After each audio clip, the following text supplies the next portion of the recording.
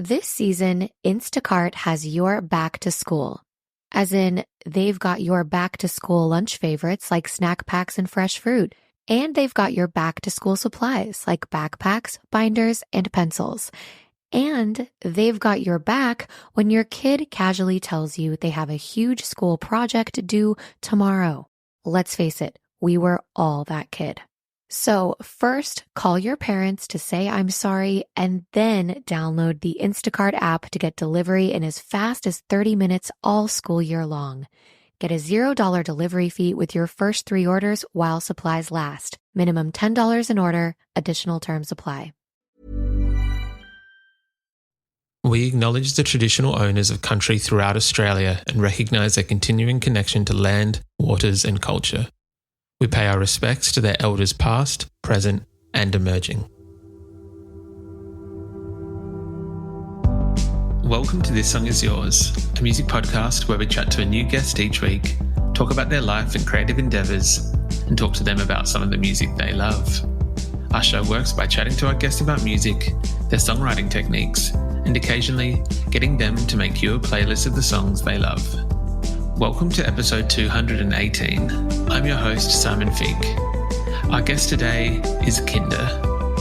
The Ghanaian-Australian electronic sister duo have just released their second EP for the year, which is entitled Akwaaba. In today's episode, we're speaking with Briony and Savannah about collaboration in songwriting sessions, their introduction to music, and the emotive nature of dance music.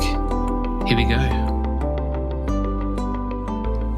Our guests today are a sister duo from Maitland, New South Wales. Originally starting out as a DJ duo, they then pivoted to singing, songwriting and producing their own music.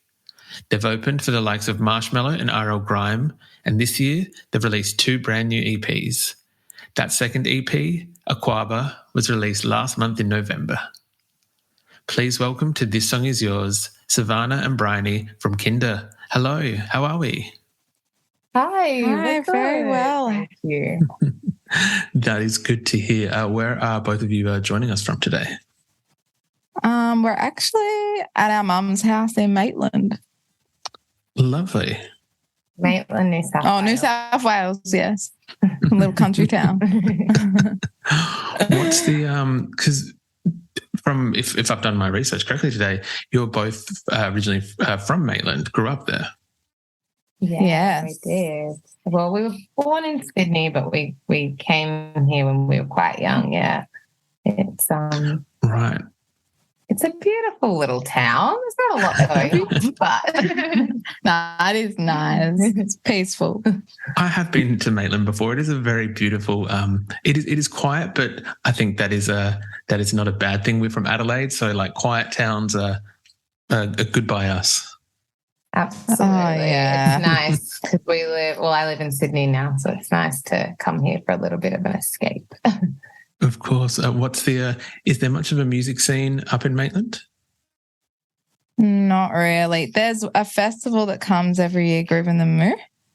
I think that's in Adelaide. I think Adelaide. Yeah. Which is huge here. But there is a little bit more now, and I used to work at a pub here in Maitland that has an amazing music scene. They get some really cool musicians that come and play there. So I think, it's a bit of a hot spot. But other than that, there's not a lot. Could we possibly say that Kinder maybe could be a contributing factor or like a catalyst for a music scene in Maitland? Oh,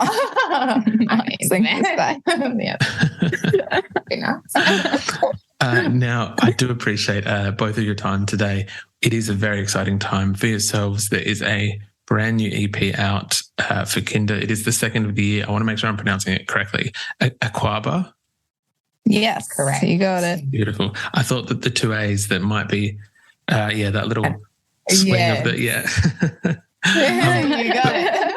Firstly, congratulations on this EP because it's a brilliant piece of dance work. So first I wanted to just say, congrats on this EP. Thank you. Appreciate that. Yeah. Of course.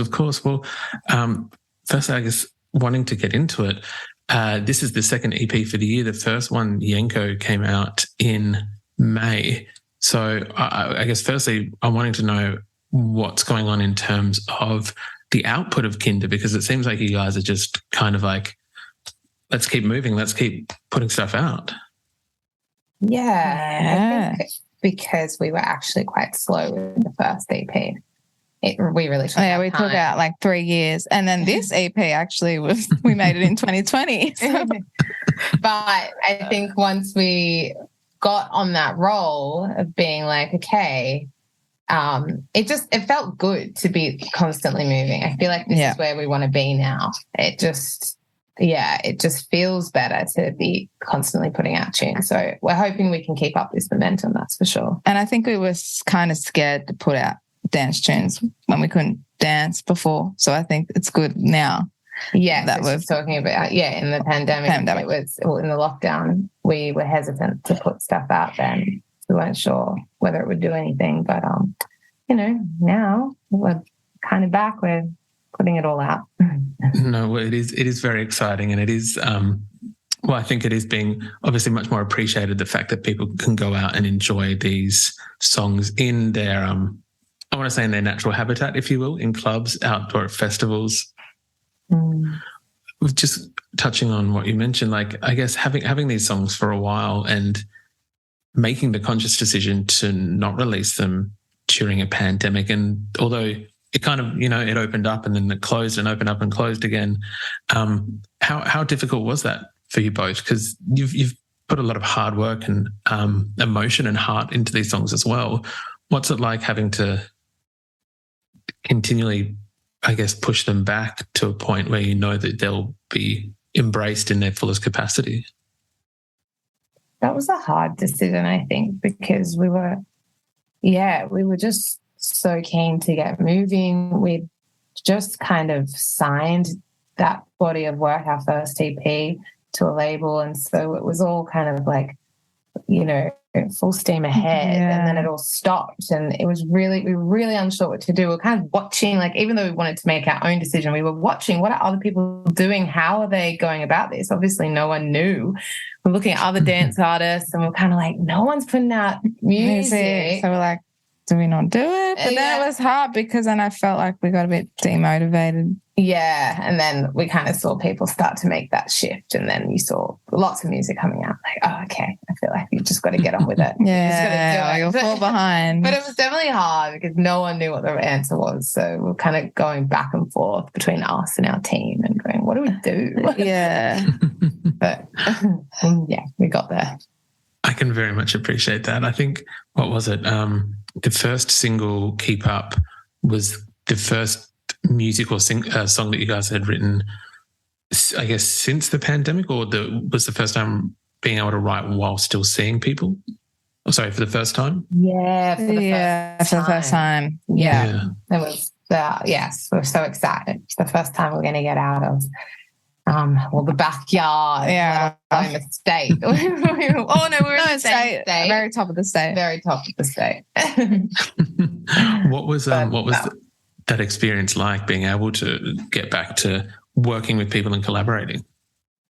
That was like a magical experience because we were up in Byron in like the hinterlands, and we wrote it with two guys, Jono and Jonty, who are amazing musicians and they're so talented, and we all kind of just connected and sat around in the lounge room and we're jamming. And then in the studio, there's like a massive like forest out the back, and we went down there and just sat in peace and wrote some of the tunes. And it was just so nice being able to like, connect with people again and just being a new environment. Yeah, it was really motivating and inspiring. That's awesome. Do you find that collaboration is a big part of the band, obviously, and we'll discuss this in a little bit as well, that you are family, you are sisters, but I guess, what kind of job does collaboration play when it comes to both of you making music, and how often you let other people inside that little world as well? We usually do a lot of it just us two, and then bring on people later. Like we do sessions, but we kind of love just working together. Yeah, a lot of the songs, I think more than half of the songs that we put out have started with just us two. And then, yeah, exactly. Get other people on involved board later. It's only in the past like year or 6 months even that we've been doing some more just on our own. Because, yeah, we've been big fans of collaborating. We felt like in the early days we actually kind of needed people to help us get to the finished state. But, so it's kind of a mix for sure. And we're getting better at doing sessions. I remember when we first started, scared. We didn't love it. We'd have to we would come in with a book and have 5 songs prepared and be like, oh, we want to choose from one of these. And we didn't know that's usually, you can do that, but usually people just start from scratch. People thought it was really unusual. Like, oh, but we're going to make, we're here to make a song. Why do you have a song? I'm like, what are you talking about? We need to be prepared. But we're getting better at that now. And I think collaborating is so special because you wouldn't think of certain parts and they just make it something you could never really do or think of. Yeah, exactly. Look, I can very much appreciate coming in with a book. I think maybe in a similar mind, I would do the same, even though you know that it's a procedure that's meant to kind of be involved with all. You still want to go in with your best foot forward and being prepared. There's nothing wrong with that. So I can very much appreciate kind of wanting to have that measure in place. Yeah, it's good to be organised. Exactly. I would love to talk about, if you'll allow me, my favourite track on the record. I know that it was, it's the last track on the record, The Takeaway, and that I think you had previously posted, or very recently posted, that it was a song that was close to your hearts, that this one was probably the band at its most vulnerable. And I was just wondering whether you would, and if not, that's fine as well, but if you would kind of take us a little bit behind the scenes and the catalyst and where this song kind of was created from. Millions of people have lost weight with personalized plans from Noom. Like Evan, who can't stand salads and still lost 50 pounds. Salads generally for most people are the easy button, right? For me, that wasn't an option. I never really was a salad guy. That's just not who I am. But Noom worked for me. Get your personalized plan today at Noom.com. Real Noom user compensated to provide their story. In 4 weeks, the typical Noom user can expect to lose 1 to 2 pounds per week. Individual results may vary. My dad works in B2B marketing. He came by my school for career day and said he was a big ROAS man. Then he told everyone how much he loved calculating his return on ad spend. My friends still laugh at me to this day. Not everyone gets B2B, but with LinkedIn, you'll be able to reach people who do. Get $100 credit on your next ad campaign. Go to linkedin.com/results to claim your credit. That's linkedin.com/results. Terms and conditions apply. LinkedIn, the place to be, to be. For sure. It was funny because at first when we began to write it, Jono, who was the producer, he kind of gave us some starting points. He was like, I can't remember exactly what he said, but it was something like, I want you to like explore the idea of like, I think it was like the universe. The universe and like energy and like a feeling. I want you to like convey like this like universal experience or feeling. But the way he said it, we took it so literal. We were like, oh, he wants us to go and write about being safe. We like wrote this whole thing about like space and like look at the stars. And we came back to him, he's like, oh, sorry. He's like, maybe I just meant more like be a bit more real. He's like, no, just we want you to just portray a feeling that people can, connect with. And we're like, oh, we felt so silly. We hadn't been prepared. Or we hadn't been mingling with people for so long. We just, forgot how to communicate. So we weren't quite getting what he said. But anyway, we ended up scrapping that whole idea. Yeah, and that's when we went down and sat in that big, beautiful garden. And then we kind of just wrote from, I was really struggling at that time in my life. I had just gone through a big breakup and you got me through that. And I think we just sat there and got real about it. And we wrote from that perspective, didn't we? Yeah. We were obviously locked in the same house together through Savannah's breakup. I'm not saying that I felt what you felt, but I went through it with her every day side by side. So it was kind of, in a way, easy for me to help you write about it. And that's how it came about. It's just about, you know, hopefully helping someone who might be also going through a horrible time to know that you'll get through it. At the end of the day, there's another side. I'm glad to hear that there was a happy resolution to that, and I'm very sorry to hear about the breakup. She's got a new partner now. Yeah. It's okay. And I'm friends with my ex, so it's all good. Yeah. Firstly, I guess, is there a possibility that maybe in the many years in the future we would hear the Literal Space song on maybe like a Deep Cuts B-side compilation? Oh, I'd find it, but we should try and dig it up. That would be so funny. Yes. Fingers crossed. Maybe a live set we'll hear that leaked. The other thing I'd love to kind of talk about in relation to the song was that it seems that it is. I feel like dance music in 2020 at the moment seems to be having a big not resurgence, what's the word? That emotion in dance music seems to be having a bit of a moment. I think that I've seen other people posting about this track from Kinder. I know that Fred Again is a very popular artist at the moment, that people seem to be taking the cathartic nature of dance music very seriously again, in a way that I think is fantastic, because it can be a powerful tool for, I guess, processing or just going through whatever you need to go through. I guess in relation to that, from a creator's perspective, have you noticed that in dance music coming out more, or I guess with yourselves compared to when you first started, being more vulnerable and open in what you're putting out there? Definitely. I mean, I think Fred Again is a great example. It's just it just brings this energy out in you, doesn't it? Just listening to just I guess, not only his like sonic soundscape, but the lyrics and like the poetry that he has in it. It's just incredible. And I feel like, it's great that this is starting to happen. Because I feel like people want to be able to express themselves and feel something. I mean, it's great to have both. Like, you know, it's good to have those songs that are kind of just like straight out party anthems. Let's not think about anything and let's just get into it. But I think it's great that that's happening. Definitely starting to see it more. And it's exciting for us because it was nice to be able to explore that avenue, and it's nice that people are connecting and resonating with that. So it allows us to be able to, keep exploring that side for sure. 100%. I would love to discuss, I guess, the beginnings of music for both of you. And I know that where was it? Reading somewhere that the household that you grew up in was somewhat musical, that there was a lot of music kind of being played around that time.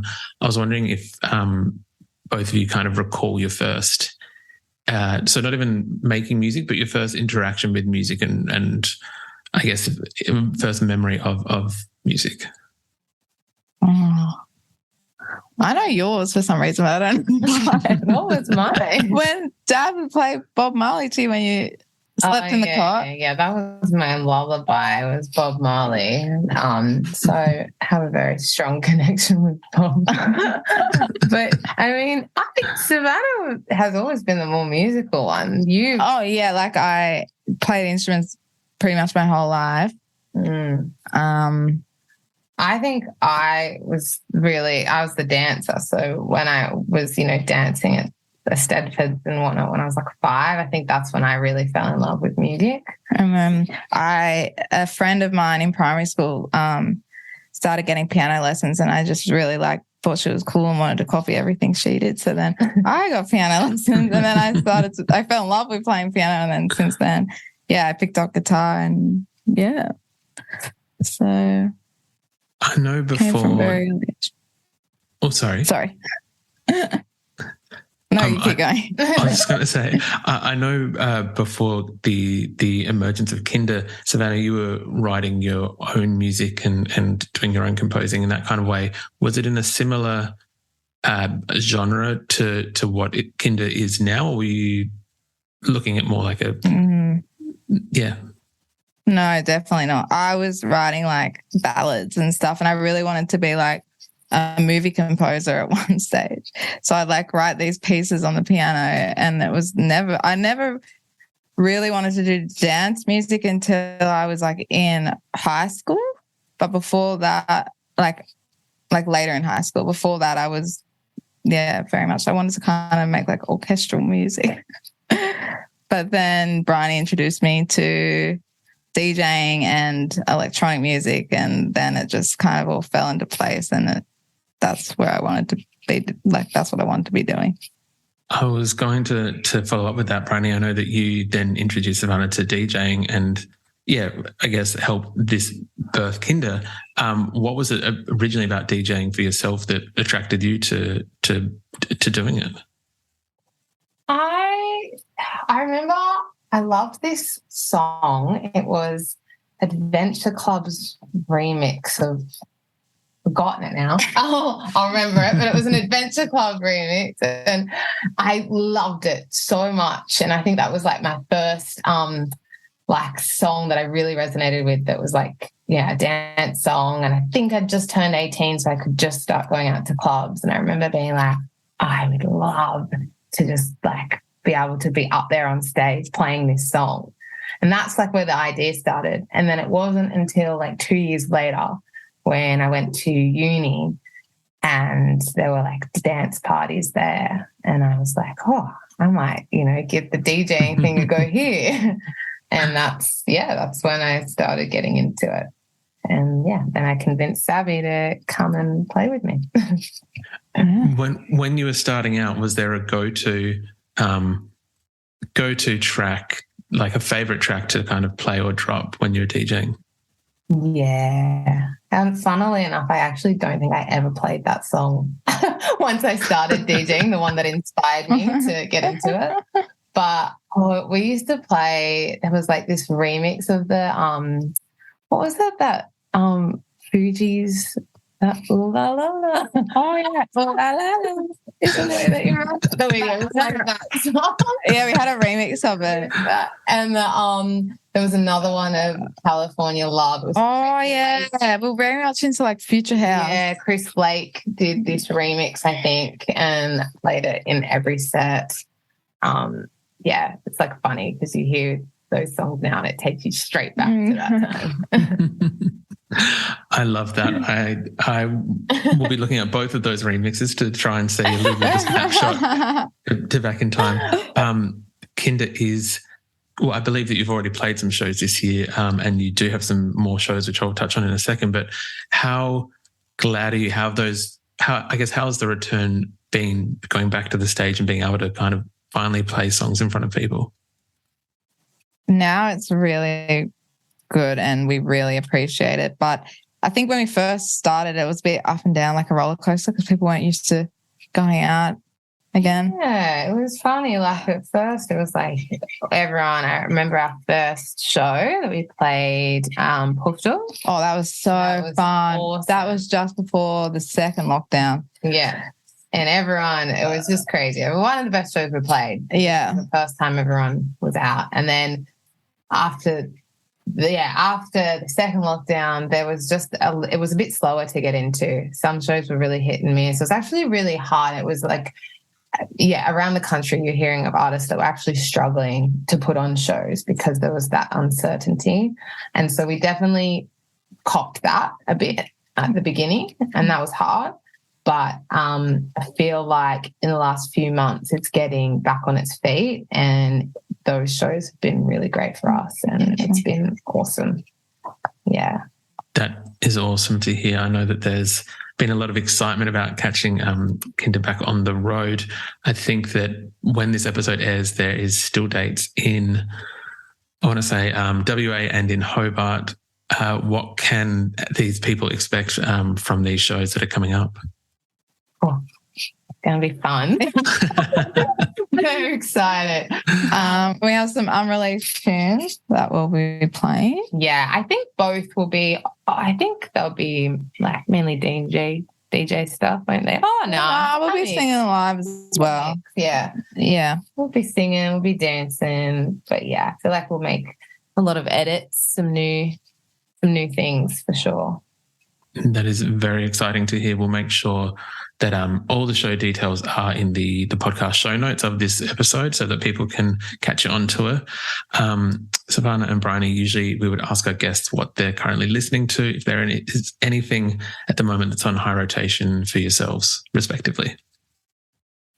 Good question. I mean, I've been listening along with everyone at the moment. I have been listening to a lot of Fred again. Oh yeah, his new album's really good. Actually, I've been listening to that. It's not. It's awesome.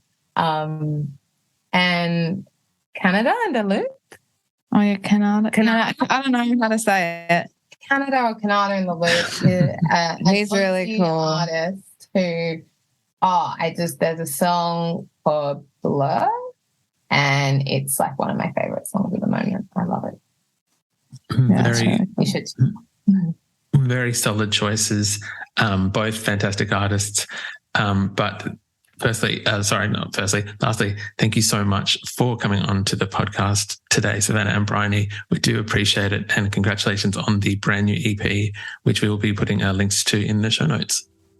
Thank you so much. Thanks so much for chatting to us.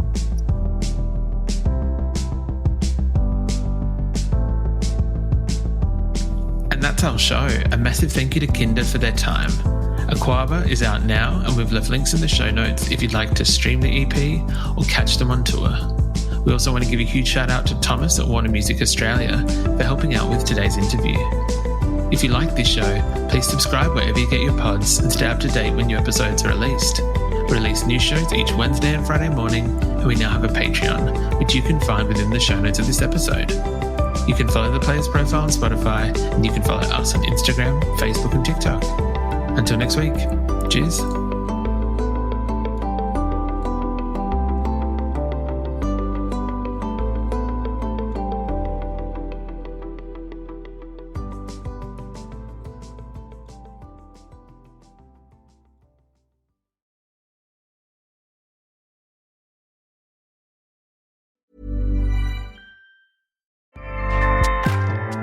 Acast powers the world's best podcasts. Here's a show that we recommend.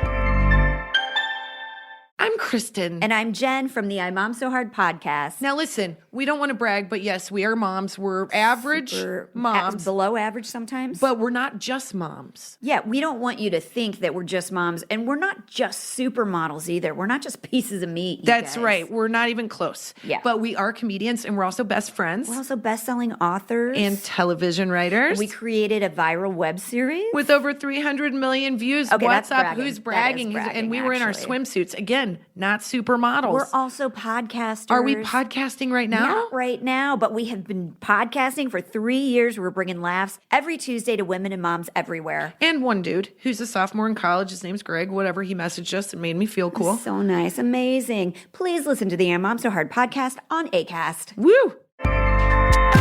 Acast helps creators launch, grow, and monetize their podcasts everywhere. Acast.com.